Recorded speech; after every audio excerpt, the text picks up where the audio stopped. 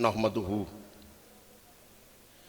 व नसल्ली अला रसूलिहिल करीम। अम्मा बाद फ़अऊज़ु बिल्लाहि मिनश शैतानिर रजीम। बिस्मिल्लाहिर रहमानिर रहीम। अस्सलातु वस्सलामु अलैका या सय्यदी या रसूलल्लाह व अला आलिका व अस्हाबिका या हबीबल्लाह।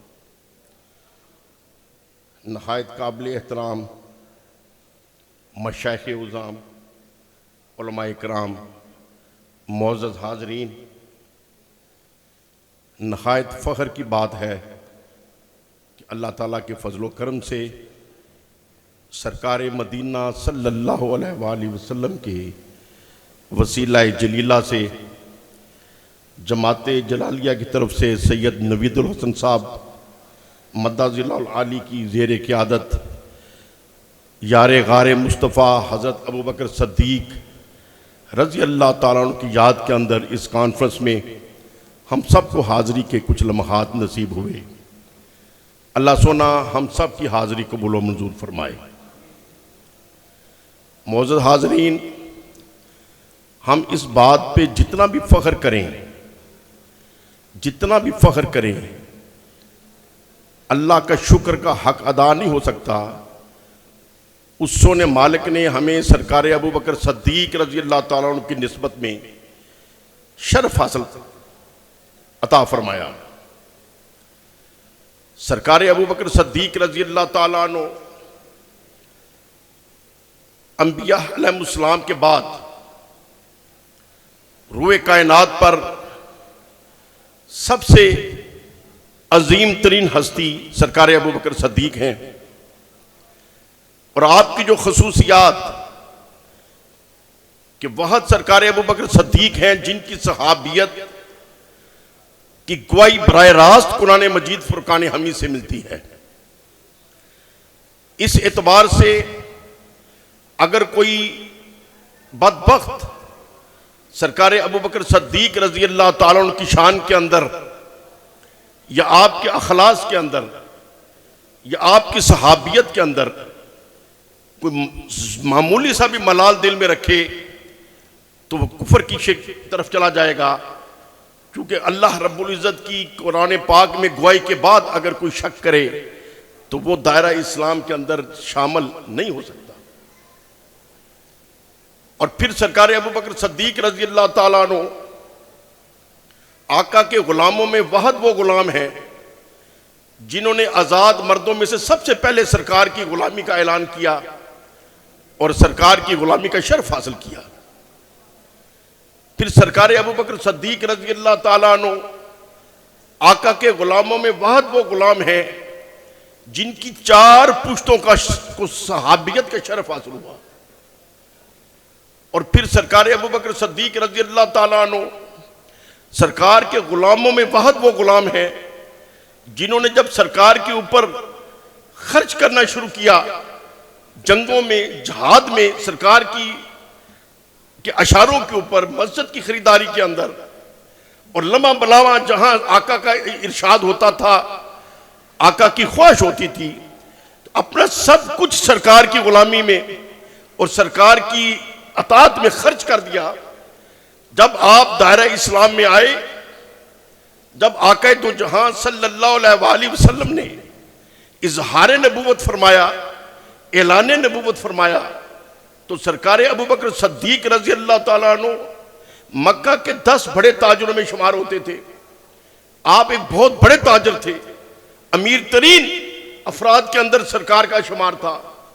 लेकिन जब सरकार दुनिया से जाते हैं तो कफन के पैसे भी घर में ना थे, सब कुछ सरकार की गुलामी में खर्च कर दिया। आका दो जहां सल्लल्लाहु अलैहि वसल्लम जब दुनिया से रुखसत हो गए, तमाम सहाबा ने जब इत्तफाक किया कि अब जो सरकार की मसरत पे बैठाना है तो वो सरकार अबू बकर सद्दीक़ के अलावा कोई जचता ना है, इस मसनद पे वही बैठेंगे।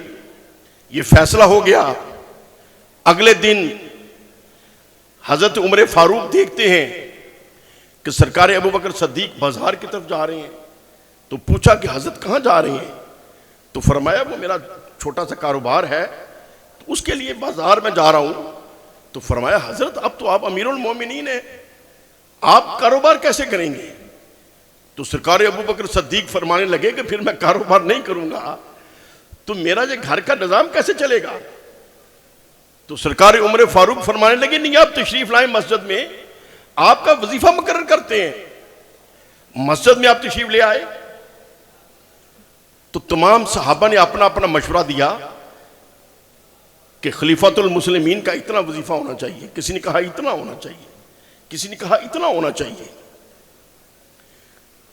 तो सरकार अबू बकर सद्दीक ने सबकी बातें सुनी और फिर पूछने लगे कि मदीना मनवरा का जो आम मजदूर जंगल से लकड़ियां काट के शहर में भेजता है वो दिहाड़ी का कितना कमा लेता है? बताया कि हजूर वो तो इतना कमा लेता है।